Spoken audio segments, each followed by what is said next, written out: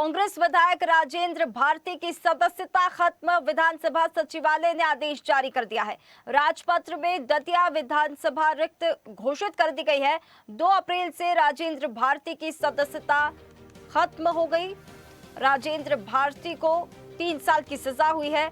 Lily Thomas case के ये नियम लागू किए गए हैं। दतिया सीट पर उपचुनाव अब होगा। दिल्ली के Rouse Avenue MP MLA court से 3 साल की सजा मिलने के बाद दतिया विधायक की विधानसभा सदस्यता रद्द कर दी गई है। कांग्रेस विधायक की सदस्यता को लेकर देर रात विधानसभा सचिवालय की ओर से आदेश जारी हुए। विधानसभा के प्रमुख सचिव अरविंद शर्मा देर रात विधानसभा पहुंचे थे और जरूरी प्रक्रिया को पूरी कर ये आदेश जारी किए गए। अब इस कार्रवाई से प्रदेश की राजनीति में हलचल तेज हो गई है। दरअसल 27 साल पुराने बैंक धोखाधड़ी और एफडी में हेराफेरी को लेकर याचिका दायर हुई थी। जिला सहकारी कृषि ग्रामीण विकास बैंक में एफडी की फर्जी तरीके से अवधि बढ़वाने और ऊंची ब्याज दरों के जरिए धोखाधड़ी करने से जुड़ा यह मामला है, जिसमें लंबी सुनवाई के बाद कोर्ट ने कांग्रेस विधायक को दोषी माना। हालांकि 2 अप्रैल यानी कल सजा सुनाए जाने के बाद उन्हें जमानत मिल गई। अपील दायर करने के लिए 30 दिन का समय दिया गया। अब इधर बात करें कांग्रेस की, तो प्रदेश कांग्रेस अध्यक्ष जीतू पटवारी ने ये पूरी कार्रवाई बीजेपी के इशारे पर होने का आरोप लगाया। इसे लोकतांत्रिक व्यवस्था के खिलाफ बताया। बता दें कि राजेंद्र भारती ने 2023 के विधानसभा चुनाव में तत्कालीन गृह मंत्री डॉक्टर नरोत्तम मिश्रा को चुनाव हराया था।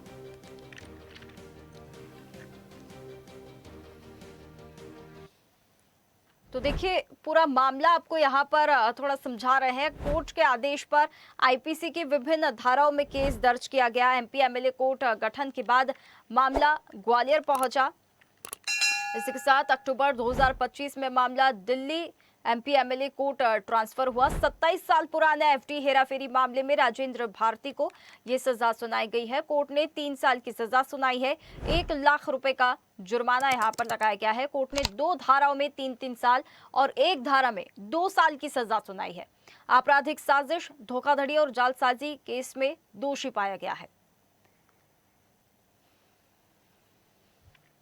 उम्मीदवारों के, कांग्रेस के उम्मीदवारों के फॉर्म रिजेक्ट कराओ, उसमें असफल हो गए तो लोभ लालच दे के उनके फॉर्म वापस करवा दो। अगर उसमें असफल हो गए तो न्यायालय तो जनता की सेवा के लिए है, उसका उपयोग करो। मल्होत्रा के वोट के अधिकार पर रोक लग गई, उसके वित्तीय अधिकारों पर, वेतन भत्ते पर रोक लग गई, और यहाँ तक तो ठीक है। दूसरे नंबर पे जो आया है, जो 7000 वोट से हारा है, वो विधायक डिक्लेयर कर दिया गया। कांग्रेस पार्टी आपराधिक अराजक तत्वों का संगठन बन गया है। चाहे कांग्रेस विधायक मुकेश मल्होत्रा रहे हों या फिर अभी जिस तरह के मामले में राजेंद्र भारती को सजा हुई है, ये स्पष्ट तौर पर प्रमाणित हो गया कि कांग्रेस के नेताओं द्वारा अपराध किया गया, भ्रष्टाचार किया गया और ऐसे में न्यायालय द्वारा न्यायोचित तरीके से सजा दी गई है। कांग्रेस पार्टी को राज्यसभा चुनाव के लिए आत्मावलोकन करना चाहिए। उम्मीदवारों के, कांग्रेस के उम्मीदवारों के फॉर्म रिजेक्ट कराओ, उसमें असफल हो गए तो लोभ लालच दे के उनके फॉर्म वापस करवा दो। अगर उसमें असफल हो गए तो न्यायालय तो जनता की सेवा के लिए है, उसका उपयोग करो। मल्होत्रा के वोट के अधिकार पर रोक लग गई, उसके वित्तीय अधिकारों पर, वेतन भत्ते पर रोक लग गई, और यहाँ तक तो ठीक है। दूसरे नंबर पे जो आया है, जो 7000 वोट से हारा है, वो विधायक डिक्लेयर कर दिया गया। कांग्रेस पार्टी आपराधिक अराजक तत्वों का संगठन बन गया है। चाहे कांग्रेस विधायक मुकेश मल्होत्रा रहे हों या फिर अभी जिस तरह के मामले में राजेंद्र भारती को सजा हुई है, ये स्पष्ट तौर पर प्रमाणित हो गया कि कांग्रेस के नेताओं द्वारा अपराध किया गया, भ्रष्टाचार किया गया और ऐसे में न्यायालय द्वारा न्यायोचित तरीके से सजा दी गई है। कांग्रेस पार्टी को राज्यसभा चुनाव के लिए आत्मावलोकन करना चाहिए। उम्मीदवारों के, कांग्रेस के उम्मीदवारों के फॉर्म रिजेक्ट कराओ, उसमें असफल हो गए तो लोभ लालच दे के उनके फॉर्म वापस करवा दो। अगर उसमें असफल हो गए तो देखिए, कांग्रेस विधायक राजेंद्र भारती की सदस्यता तो खत्म हो गई है। विधानसभा सचिवालय ने यह आदेश जारी कर दिया है। हमारे साथ कुछ मेहमान जुड़ गए हैं। बीजेपी प्रवक्ता योगेश गुप्ता हमारे साथ जुड़ गए हैं। इन्हीं के साथ कांग्रेस विधायक भी हमारे साथ जुड़ गए हैं। अंबिका शर्मा हमारे साथ जुड़ गए हैं। बहुत पहली बात तो स्वागत है आप दोनों का हमारे साथ जुड़ने के लिए। कुछ ही देर में एडवोकेट देवेंद्र सिंह यादव भी हमारे साथ जुड़ेंगे, हाईकोर्ट अधिवक्ता है। ये जो चर्चा है, इसकी शुरुआत सबसे पहले आप ही से करना चाहेंगे अंबिका शर्मा जी, क्योंकि यहाँ पर जो सजा है, सजा मिल गई है, ठीक है, विधायक को जो है सजा मिल गई है, दोष यहाँ पर साबित हो गए हैं। अब उनकी जो विधायकी है उस पर खतरा मंडरा रहा है। राजनीतिक हलचल तो देखने के लिए मिल रही है, लेकिन उस पर खतरा मंडरा रहा है। यहाँ पर सारे दोष सिद्ध हो गए हैं, सजा यहाँ पर मिल चुकी है, कोर्ट ने भी बोल दिया है, आदेश जारी हो गए हैं। इसके बाद अब कांग्रेस क्या आरोप लगा रही है कि दबाव बनाया जा रहा है, किस प्रकार का आरोप, क्या सबूत है आप लोगों के पास? 25 साल पुराना प्रकरण है और 25 साल के बाद इसमें फैसला आता है और फैसला भी उस समय आता है जब राज्यसभा सामने है। ये भारतीय जनता पार्टी जितने भी निम्न स्तर पर भारतीय राज्यसभा की किसी सीट जीतने के लिए जो भी षड्यंत्र कर सकती है वो कर रही है और इसी क्रम में एक इस प्रकार की दुर्भाग्यपूर्ण परिस्थितियां हमारे सामने बन रही हैं।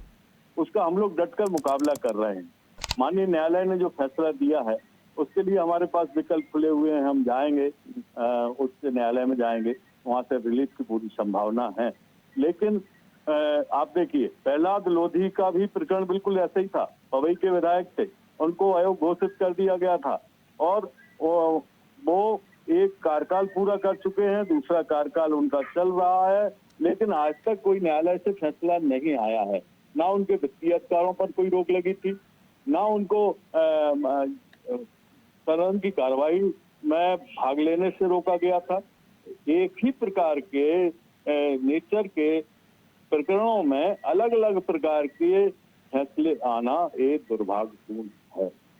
अभी राज्यसभा की तीसरी सीट पर जिस प्रकार से भारतीय जनता पार्टी की एक निगाह है, उसके लिए जोड़ तोड़ षड्यंत्र करके हमारी निर्मला सप्रे जी, हमारे कांग्रेस की विधायक हैं, वोट देंगी भारतीय जनता पार्टी को, क्योंकि अभी तक उनकी सदस्यता पर उन्होंने फैसला नहीं किया है।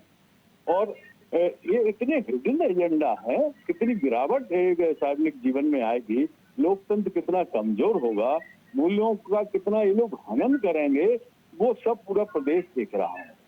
ठीक है, योगेश जी से थोड़ा सा इस बात को लेकर जवाब, आप दबाव की बात अब कह रहे हैं, आरोप लगा रहे हैं, योगेश जी से थोड़ा सा इसका जवाब ले लेंगे। योगेश जी देखिए, कांग्रेस विधायक को सजा तो मिल चुकी है, उनकी विधायकी पर जो है खतरा मंडरा रहा है। अब बीजेपी इसे राजनीतिक अपनी जीत बता रही है, क्योंकि कांग्रेस यहाँ पर आरोप तो लगा ही रही है। देखिए साक्षी जी, सीधा सीधा फ्रॉड और धोखाधड़ी का केस है। आईपीसी की धारा 420, 467, 468, 471, 120 बी के तहत दिल्ली की राउ कोर्ट ने इनको 3 साल की सजा सुनाई है और स्पष्ट तौर पर संविधान में यह प्रावधान है कि यदि किसी व्यक्ति की सजा 2 साल से ज्यादा घोषित हो जाती है तो घोषित होने के बाद फौरी तौर पर विधायकी समाप्त हो जाती है। ऐसा संविधान में निहित है और सिविल और फ्रॉड के केस 20-20, 25-25 साल चलते हैं। इसको राज्यसभा इलेक्शन से जोड़ना कांग्रेस के पाखंड को उजागर करता है। एक फ्रॉड और जालसाजी व्यक्ति को ये राज्यसभा चुनाव की आड़ में उसको संरक्षण देने की जो असफल प्रयास है, कांग्रेस पार्टी में इस प्रकार के तत्वों का भरमार है। इसी प्रकार का एक मामला मुकेश मल्होत्रा जी का आया था, श्योपुर से जो विधायक थे, उन्होंने भी अपने हलफनामे में जानकारियां छुपाई थी और उनकी भी विधायकी संचय में है, उनके सारे अधिकार छीन लिए गए हैं। और जो उदाहरण ये दे रहे हैं वही विधायक का, तो उसमें कोर्ट अपना काम कर रहा है और भारतीय जनता नहीं, पार्टी लेकिन उनका जो आरोप है कि राजनीति के यहाँ पे दबाव योगेश जी बनाया जा रहा है और इतना पुराना जो केस है उसे लेकर आज ये फैसला सामने आ रहा है। साक्षी जी एक बात बताइए, क्या किसी राजनीतिक दबाव से कोई न्यायपालिका इफेक्ट होती है क्या? क्या न्यायालय, अब ये जिस कोर्ट से ये निर्णय आया है, दिल्ली की राउ कोर्ट से, एमपी एमएलए कोर्ट से, इसमें गए तो ये स्वयं थे राजेंद्र भातरी।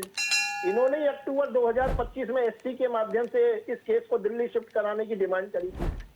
राजेंद्र भारती जी की इच्छा थी कि दिल्ली कोर्ट में इसका निराकरण हो जी। अब जब वहां से ये वर्डिक्ट आया तो आरोप भारतीय जनता अंबिका शर्मा जी, फिर ये ऐसा हमेशा क्यों होता है जब भी कोई कार्रवाई फिर होती है, मतलब बाद में ही जैसे ही कोई कार्रवाई होती है, कोई फैसला आता है, उसके बाद कांग्रेस से आरोप मरने लगती है कि ये फैसला राजनीतिक दबाव में है, ये फैसले निष्पक्ष नहीं है। ऐसा क्यों? यदि आपके विधायक के यहाँ पर कोई आरोप सिद्ध हुआ है तो उसे मानिए ना। संवैधानिक संस्थाओं पर आक्षेप लगाना कांग्रेस का आदत है, लेकिन न्यायिक प्रक्रिया जब परंपराओं से हटकर थोड़ा हम लोगों को लगता है कि इसमें हमको न्याय कौन नहीं सी मिला है, तो परंपरा उसके की लिए बात उच्च कर रहे हैं न्यायालय आप? हमारा खुला हुआ है और हम वहाँ उच्च न्यायालय में कौन सी जाएंगे, वहाँ परंपरा से की रिलीफ बात हमको कर रहे मिलेगा। हैं? इलाहाबाद हाई कोर्ट 100% में उनकी सदस्यता इलाहाबाद बरकरार हाई होगी, कोर्ट ने लेकिन इंदिरा रात जी को का 11 चुनाव बजे रद्द कर जाके दिया था। विधानसभा सचिवालय को खुलवाना, ये सब उन्होंने आपका महिला बीच में फाइट इमरजेंसी लगा दी जो थी। है उससे साफ जाहिर है कि आप किसी भी प्रकार से इन किन प्रकार विधायकों को की संख्या कम करना चाहते हो, षड्यंत्र पूर्वक कांग्रेस के विधायकों की कैसे भी राज्यसभा की सीट आप लेना चाहते हो। ठीक है। और ये सब ठीक है, हेटिंग देखिए जवाब अब ले जो लीजिए। भी देखिए अब यहाँ पर आदेश तो जारी कर दिया गया है, राजनीति की हलचल तो बनती ही रहेगी, चलती ही रहेगी। बहुत धन्यवाद आप दोनों का हमारे साथ जुड़ने के लिए। हमारे साथ advocate Devendra Thank you. Singh Yadav हमारे साथ जुड़ गए हैं, हाईकोर्ट अधिवक्ता है। देवेंद्र जी बहुत स्वागत है। सबसे पहले देखिए धन्यवाद। विधायक को हो तो गई है यहाँ पर सजा, आदेश तो यहाँ पर जारी हो गया है, लेकिन कहीं ना कहीं उनकी विधायकी पर जो खतरा यहाँ पर मंडरा रहा है वो कैसे देखते हैं आप? क्योंकि अगर हाईकोर्ट से स्टे मिला तो उनकी विधायकी बरकरार रहेगी। देखिए, जनप्रतिनिधित्व अधिनियम जो 1951 की धारा 8 है, उसके तहत स्पष्ट प्रावधान है कि 2 वर्ष या उससे अधिक की सजा यदि किसी लोकसभा, राज्यसभा, विधानसभा के किसी सदस्य को न्यायालय द्वारा दी जाती है तो ऐसी स्थिति में तत्काल उसकी सदस्यता खत्म हो जाती है। साथ ही उसको अगले 6 साल तक के लिए चुनाव लड़ने के लिए भी अयोग्य घोषित कर दिया जाता है। इस संबंध में माननीय सर्वोच्च न्यायालय के आदेश दिनांक 10 जुलाई 2013 का उसमें उल्लेख भी है, जो कि संविधान के अनुच्छेद 191 के तहत जो प्रावधान है उसके तहत उनकी जो सीट है दतिया विधानसभा वो रिक्त कर दी गई है। राजपत्र में इस संबंध में अधिसूचना भी जारी हो चुकी है। अब ऐसी स्थिति में उनको 60 दिन का जो समय दिया है माननीय न्यायालय द्वारा, इस अवधि में यदि वे उच्च न्यायालय दिल्ली में अपनी ओर से सजा के विरुद्ध अपील करेंगे और न्यायालय द्वारा सजा के ऊपर जो भी आदेश दिया जाएगा और साथ में सजा उनकी विधानसभा की सदस्यता को लेकर वो मान्य होगा। जैसे राहुल गांधी जी का आपको मैं याद दिलाना चाहूंगा, अभी 23 मार्च 23 को उनको सूरत से सीजेएम कोर्ट में सजा हुई थी 2 साल की मानहानि केस में। उसमें उन्होंने उच्च न्यायालय में अपील करी थी, जहां उनकी सजा बरकरार रही। बाद में वो तत्काल जब वो गए थे माननीय सर्वोच्च न्यायालय, तब वहां से उनकी सजा को स्थगन दिया गया था, तब जाके उनकी सदस्यता बहाल हो पाई थी। तो ऐसा इस मामले में भी होगा।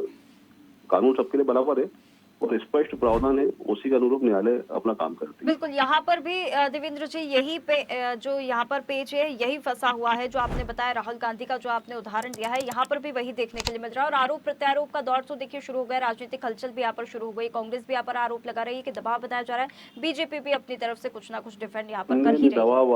दबाव वाली बात तो मैं बिल्कुल कोई भी स्वीकार नहीं कर सकता इस संबंध में, क्योंकि माननीय न्यायालय जो होता है वो अपने आप में एक स्वायत्त संस्था होती है। अपने उस पर किसी प्रकार का कोई राजनीतिक या अन्य किसी चीज का दबाव नहीं होता। वो सारे फैक्ट पर अपना मामले में निर्णय करती हैं। बिल्कुल बिल्कुल देवेंद्र जी बिल्कुल। अब ये राजनीतिक देखिए बयानबाजी तो शुरू हो गई, आरोप प्रत्यारोप का दौर अब शुरू हो गया है। कहाँ तक अब ये चलता है ये देखने वाली बात होगी। बहुत धन्यवाद आपका हमारे साथ जुड़ने के लिए।